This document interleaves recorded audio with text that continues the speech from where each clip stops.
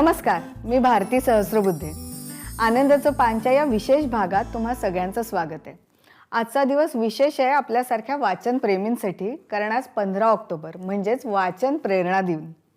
जवळपास 2 वर्षापूर्वी आनंदाचं पानची सुरुवातच मुळात वाचकांना पुस्तकांविषयी माहिती मिळावी आणि जे जरा कमी वाचतात त्यांना वाचनाची प्रेरणा मिळावी म्हणून झाली. आपल्याला ठाऊकच आहे की आज 15 ऑक्टोबरला माजी राष्ट्रपती missile man doctor APJ Abdul कलामांची जयंती असते, जी आपण वाचन प्रेरणा दिन म्हणून साजरी करतो. तेव्हा या दिवसाच्या निमित्तानं आम्ही विचार केला की दर आठवड्याला आपण 2 लेखकांशी गप्पा मारतो, पण आज या दिवसाच्या निमित्तानं एका वाचकाशी गप्पा मारूया. अभिनेत्री सोनाली कुलकर्णी एक गुणी अभिनेत्री तर आहेच, पण ती एक उत्तम वाचक आहे. तेव्हा आज पुस्तकं आणि तिचं वाचन याविषयी तिच्याशी गप्पा मारूया. तर वाचन प्रेरणा दिनाच्या निमित्ताने आज आपण एका उत्तम वाचकाशी गप्पा मारणार आहोत. अभिनेत्री आणि खरोखर उत्तम वाचक असलेली सोनाली कुलकर्णी. सोनाली, खूप स्वागत आहे तुझं आनंदाचं पान कार्यक्रमात. मी जसं म्हटलं सुरुवातीला की हा कार्यक्रम आपला लेखक आणि वाचकांसाठी आहे. थँक्यू भारती. तर लेखक आणि वाचकांसाठी हा कार्यक्रम आहे. एरवी दर आठवड्याला आपण लेखकांशी गप्पा मारत असतो, मात्र आज वाचन प्रेरणा दिन आहे म्हणून आपण वाचकाशी गप्पा मारणार आहोत. तर अगदी पहिला प्रश्न की सध्या तू काय वाचतेस, इतक्यात काय वाचलेस?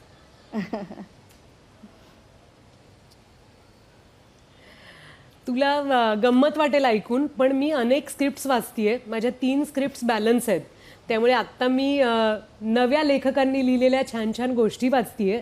आणि त्याचं उपउत्तर म्हणजे मी माझ्या मुलीला एक होता कारभार वीणा गवाणकरांचं वाचून दाखवतीये.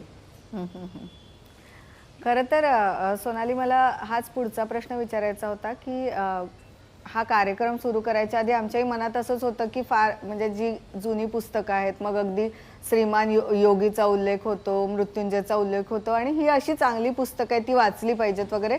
पण चांगले वाचक असूनही आम्हाला कल्पना नव्हती की खूप चांगलं लिहिलं जात आहे. तर गेल्या वर्षभरात 2 वर्षात तुझ्या वाचनात अशी काही पुस्तकं आली आहेत का जी वाचून तुला असं वाटलं अरे किती छान लिहिलं जात आहे, काहीतरी वेगळं घडतंय पुस्तकांच्या जगात? असं काही झालं का? काही वेगळं वाचलं गेलं का? हे सातत्याने होत राहतंय. मी आता सचिन कुंडलकरची 2 पुस्तकं वाचली. एक तर त्याचा पहिला खंड आलेला आहे आणि दुसरं 1990. मला तो लेखक म्हणून प्रचंड आवडतो, कारण सचिन मला वाटतं फार धाडसाने लिहिणारा लेखक आहे. तो भावना पण राखून ठेवत नाही आणि त्याचा घटनाक्रम याची तो खूप आखणी करतो असं मला वाटत नाही. ते वाचताना इतकं बिलिवेबल वाटत राहतं ना. दुसरा असाच एक लेखक म्हणजे ऋषिकेश गुप्ते. मला ऋषिकेशचं लेखन वाचायला प्रचंड आवडतं. पुन्हा तेच की इतकं ओरिजिनल असतं की त्यांनी हे क्राफ्ट केलंय. कारण मी स्वतःही थोडे थोडे प्रयत्न करत असते लिहिण्याचे, पण या माणसांना कसं सुचत असेल. म्हणजे मला असं कधी कधी वाटतं, जे मी करत नाही आवडत्या लेखकांच्या बाबतीत, की अचानक यांच्या समोर जाऊन बसावं आणि एक गोष्ट सांग ना असं म्हणावं. इतकं छान लिहितात हे. पण तू आता ऋषिकेश गुप्तेचा उल्लेख केला, तू सचिन कुंडलकरांचा तर 1990चा केला, पण ऋषिकेशचं कुठलं पुस्तक वाचलंय? म्हणजे गोठण्यातल्या गोष्टी हे त्यांचं इतक्यात गाजलेलं पुस्तक आहे, तर आम्हाला पुस्तकाच्या हाकामारी वाचलं ऋषिकेशचं. मी हाकामारी नावाचं त्याचं पुस्तक वाचलं, कारण ते स्टोरीटेल नावाच्या ॲपसाठी मी त्याचं वाचन केलं. तर मला ही पुस्तकाच्या जगातली क्रांती फार आवडतीये, की ज्यांना पुस्तक घेऊन वाचायला जमत नाही. माझा एक मित्र आहे, खूप लहान आहे माझ्यापेक्षा, त्याचं मराठी हिंदी इंग्लिश खूप चांगलं आहे, पण त्याला वाचन या गोष्टीचा तिटकारा आहे. म्हणजे मी त्याला गिफ्ट देऊन पाहिलं, मी त्याला बरीच प्रेरणा देऊन पाहिली, पण त्याला कुठल्या पद्धतीने पुस्तक वाचायला आवडतं ते ऐकून. त्यांनी कितीतरी चांगली चांगली पुस्तकं ऐकली. त्यामुळे पुस्तक वाचण्याचा हा नवीन पर्याय जो आपल्या सगळ्यांच्या समोर आलेला आहे, तो सुद्धा मला स्वागतार्ह वाटतो. त्याच्यामुळे अनेक माणसं जी किंवा एक पिढी जी पुस्तकांकडे वळलीच नाही, त्यांना आपण पुस्तकांकडे खेचू शकतो आणि त्यांना म्हणू शकतो की तुम्ही पुस्तकांशी अशा पद्धतीनं पण ओळख करून घेऊ शकता. सोनाली, खरं तर माझा ना पुढचा प्रश्न खूप ऑब्व्हियस असणार होता, कारण तू एक आई आहेस आणि तू नक्की ते जे सगळ्या मराठी आयांचं द्वंद्व असतं ना, की इंग्लिश मिडियम शाळेत तर घालावं लागतं, पण वाटतं की आपल्या मुलांनी मराठी वाचलं पाहिजे, इतकं छान छान आहे, कारण आपण लहानपणी वाचलेलं असतं. तर ह्या सगळ्या हे जे द्वंद्व आहे किंवा आपल्या मनात वाटणं की अरे माझ्या मुलीने अजून कार्व्हर नाही वाचलं किंवा फास्टर फेणे नाही वाचलं, तिला मी ते कसं देऊ सगळं, ह्या सगळ्यातून तू गेली असशील, तो तुझा अनुभव कसा आहे आणि मग तू काय केलंस ते पण सांग. मी तुला खरं सांगू का भारती, आपण सगळेजण एका फोमो मध्ये आहोत. तो तुला कळलं, सगळ्यांच्या ओळखीचा शब्द आहे फोमो हा, फिअर ऑफ मिसिंग आउट. त्यामुळे ती तर असतेच. आणि मी एका हट्टातून बाहेर आली आहे जाणीवपूर्वक, ती म्हणजे मला जे मिळालं ते मी माझ्या पुढच्या पिढीसाठी उपलब्ध करून देईन मधली विनम्रता बरी आहे, पण बहुतेक पालकांचा हा हट्ट असतो की मला जे मिळालंय ते मी पुढच्या पिढीच्या गळी उतरवीनच. तर असा हट्ट नाही मला करायचा, कारण आता या मुलांच्या समोर इतके वैविध्यपूर्ण पर्याय आहेत, त्या पर्यायांना ती मुलं सामोरी जात आहेत. माझी मुलगी एवढं वाचते, पण तू म्हणतेस त्या मुद्द्याकडे मी येतेच परत, की मला फार असं वाटतं की तिने वाचलं पाहिजे जे जे मला आवडलंय ते. यासाठी वेगवेगळ्या पातळ्यांवर प्रयत्न चालू आहेत. ते म्हणजे स्वतः ही एक कृती जी असते की आपण वाचत बसलोय, हे दृश्य मुलांसाठी हे अनेक ठिकाणी नसतं. आई वडील स्वतःच वाचत नाहीत किंवा घरात कुणीच वाचत नाही आणि मुलांच्या मागं आपण छडी घेऊन लागायचं की तुम्ही वाचा, हे काय, हा वाचतो, ती वाचते आणि तू वाचत नाहीस. अरे पण जर ते वातावरणच घरात नसेल, घरात कुणीच वडीलधारं माणूस असू दे, भाऊ बहीण असू देत, नातेवाईक जे कोणी आहे, हे त्या मुलांना दिसताना पुराव्यासाठी सुद्धा कोणी वाचताना दिसत नसेल, तर त्या मुलांनी का म्हणून ती सवय अंगी बाणावी असं मला वाटतं. त्यामुळे पहिला प्रयत्न म्हणजे मला स्वतःला वाचायला आवडतं, माझ्या नवऱ्यालाही वाचायला प्रचंड आवडतं. मला इतकं छान वाटतंय की आजच्या आपल्या गप्पा मी माझ्या घरून मारतीये. मला तर असं वाटतंय भारती, मी तुला माझ्या घरभर फिरवते आणि दाखवते की हे या एकाच ठिकाणी नाही आहेत पुस्तकं, इतक्या ठिकाणी आम्ही पुस्तकं ठेवली आहेत की मी खूप कल्पक जागा शोधत असते की इथे खूप सुया थोडी पुस्तकं, अजून एक कप्पा करूया, अजून एक शेल्फ करूया आणि तिथेही पुस्तकं ठेवूया. पण अशा पद्धतीने घरी पुस्तकं येतच असतात आणि मला तर मी त्या क्षेत्रातच असल्यामुळे माझ्याकडे स्क्रिप्ट सुद्धा येत असतात. त्यामुळे संहिता वाचण्यासाठी का होईना मी वाचत बसलेली असते. माझा नवरा झोपण्याआधी पुस्तक वाचतो म्हणजे वाचतोच. आणि आता आमच्या घरातला तो एक अलिखित करार झालाय. आम्ही तिघही रात्री झोपण्यापूर्वी काही वेळ मौनात असतो, कारण आम्ही आमची पुस्तकं वाचत असतो. कधी कधी पुस्तकं शेअर करतो आणि एकमेकांसाठी वाचून दाखवतो. तर फार छान वाटतं जेव्हा नचिकेत माझा नवरा कावेरीला एखादं पुस्तक वाचून दाखवतो. त्या निमित्ताने ते माझ्या कानावरही पडत असतं. आणि आता मी कार्व्हर वाचतीये ते तोही ऐकतोय, कावेरी तर ऐकतेच आहे. तर हा पहिला प्रयत्न की आपण वाचलं पाहिजे. दुसरं म्हणजे थोडीशी त्यांच्या वयोगटानुसार पुस्तकांची ओळख करून दिली पाहिजे. तोत्तोचान हे आपल्या सगळ्यांचं अतिशय प्रिय पुस्तक आहे, बरोबर? अर्थात हो. तोत्तोचान, त्याचा अनुवाद मी कावेरीला वाचून दाखवत होते. ते मूळ पुस्तकही अनेक ठिकाणी उपलब्ध आहे, पण मी ते मराठीत वाचलं होतं.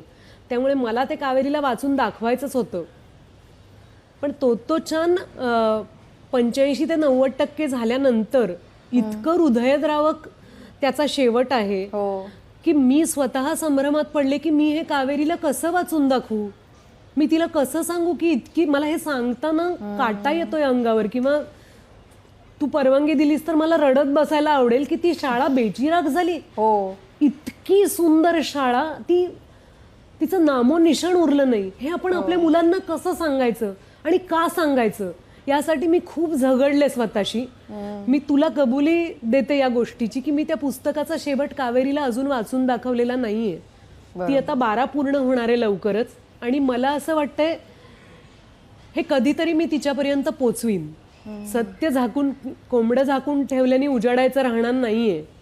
पण तरीही मला असं वाटतंय की तिचं मन त्यासाठी तयार होऊ दे, तिला कळू दे आपल्या जगात काय काय चाललेलं आहे. कारण पहिल्यापासूनच एका धक्क्याला तिला मला सामोरं न्यायचं नाहीये.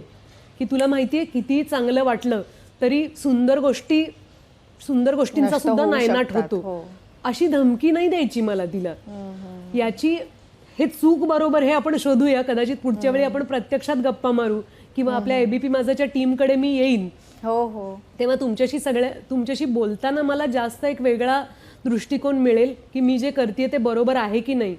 पण आपल्या आपल्या पद्धतीने थोडा विचार करूया आणि एका चांगल्या गोष्टीची ओळख करून देताना त्यातला गोडवा राखूया. नाहीतर धसका घेऊन एखाद्याच्या गळी उतरवायची मराठी वाचनाची आवड संस्कृती, हे मला थोडंसं धोकादायक वाटतं.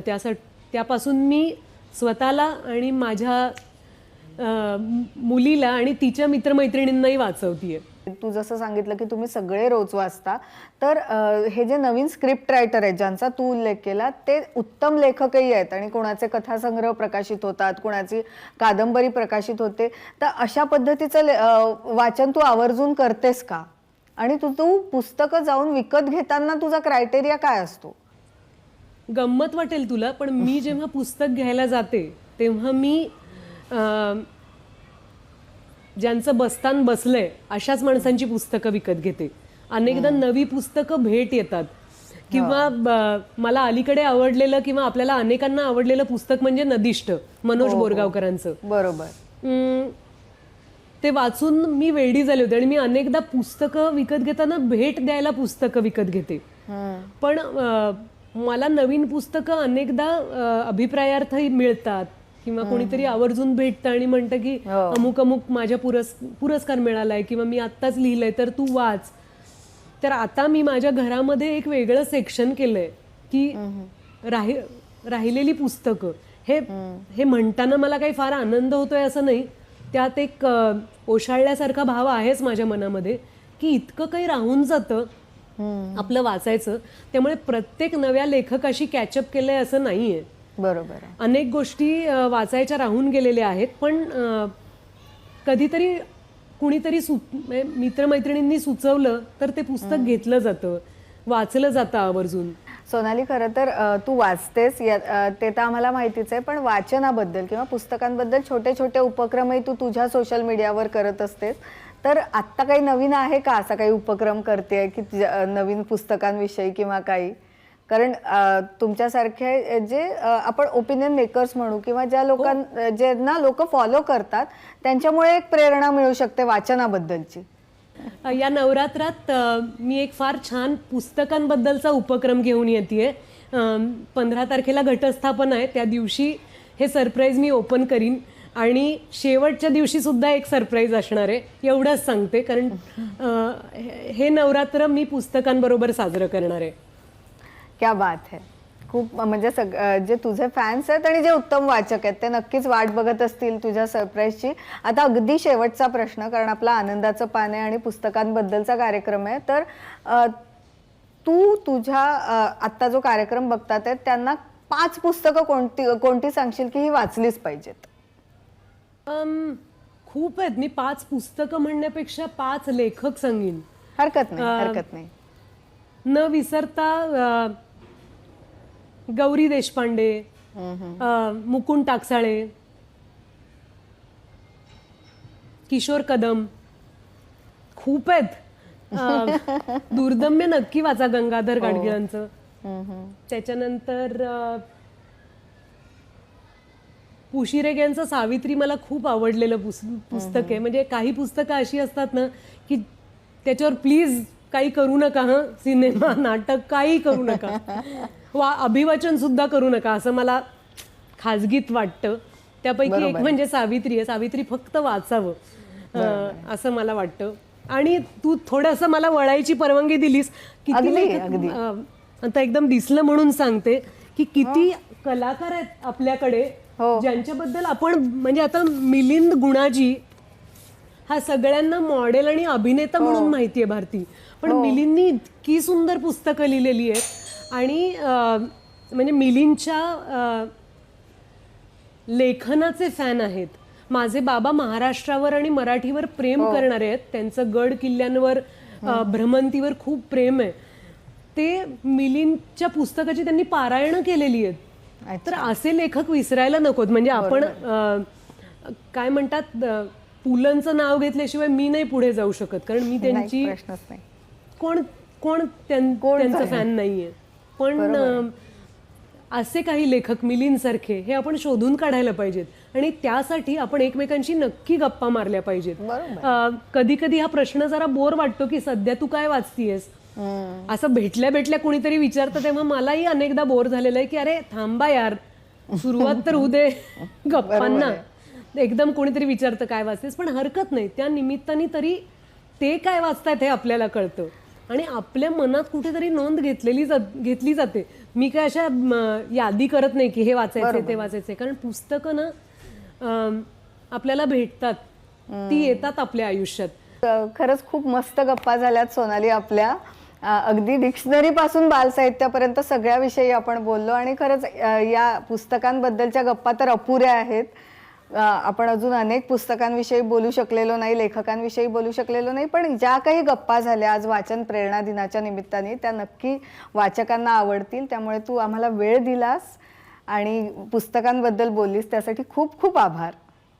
आज वाचन प्रेरणा दिनानिमित्त आम्ही गेल्या काही महिन्यात जी युवा लेखकांची उत्तम पुस्तकं तुमच्यापर्यंत पोहोचवली त्याबद्दल पुन्हा एकदा सांगायला आवडेल. यातील काही कादंबऱ्या आहेत तर काही कथासंग्रह, पण सगळीच पुस्तकं मराठीत उत्तम लिहिलं जातंय हे सांगणारी आहेत. तर पहिलं पुस्तक ज्याविषयी आम्ही खूप लोकांकडून ऐकलं ते म्हणजे झुमकुळा. वसीम बर्री मणेर नावाच्या एका युवा लेखकाचं हे पुस्तक आहे. रज्जूत मज्जा नावाचं स्वप्नील चव्हाण या एका युवा लेखकाचं पुस्तक आहे, ते सुद्धा खूप लोकांकडून वाचलं जात आहे. महामाया निळावंती सुमेध नावाच्या लेखकाचं हे पुस्तक, ज्याच्याबद्दल आपण गप्पा मारल्या होत्या, हे फॅन्टसी या कॅटेगरीतलं पुस्तक आहे. तुळजापूरचा युवा लेखक देवीदास सौदागर याचं उसवण हे पुस्तक खूपच चांगलं आहे, खूप सुंदर कादंबरी आहे आणि वास्तववादी आहे. कथा आणि कादंबऱ्यांबरोबरच गेल्या काही दिवसात आपण सायफाय म्हणजे सायन्स फिक्शन या कॅटेगरीतल्या पुस्तकांबद्दल सुद्धा बोललो. त्यातलंच एक पुस्तक म्हणजे घोस्ट रायटर आणि इतर कथा आशिष महाबळ यांचं. आणि आणखीन एका युवा लेखकाची कादंबरी जिच्याबद्दल आपण बोललो ती म्हणजे डिअर तुकोबा. या सगळ्या कथा आणि कादंबऱ्यांच्या पुस्तकानंतर नुकतंच आपण गप्पा मारल्या त्या कवी ऐश्वर्य पाटेकरशी. त्यांचं पुस्तक आहे कासरा. गेल्या वर्षभरात आपण या युवा लेखकांशी गप्पा तर मारल्याच, पण या वर्षभरात काही पुस्तकं लक्षवेधी ठरली आणि ज्यांची आपल्या कार्यक्रमात सुद्धा चर्चा झाली. त्यापैकी सगळ्यात महत्त्वाचं ज्याची चर्चा आहे ते म्हणजे वीणा गवाणकरांचं मारिया मॉन्टेसरीवरचं पुस्तक. डॉक्टर मृदुला बेळे यांचं अशी ही एक झुंज सध्या खूप गाजत आहे. आणि अगदी वेगळ्या विषयावरचं प्रफुल्ल वानखेडे या उद्योजकाचं पुस्तक म्हणजे गोष्ट पैशा पाण्याची. आज या 10 पुस्तकांची आठवण तर करून दिलीच आहे, पण त्याचबरोबर नवनवीन पुस्तकं वाचत राहा याचीही आठवण करून देते, कारण नव्या लेखकांना तुमच्या प्रोत्साहनाची गरज आहे. धन्यवाद.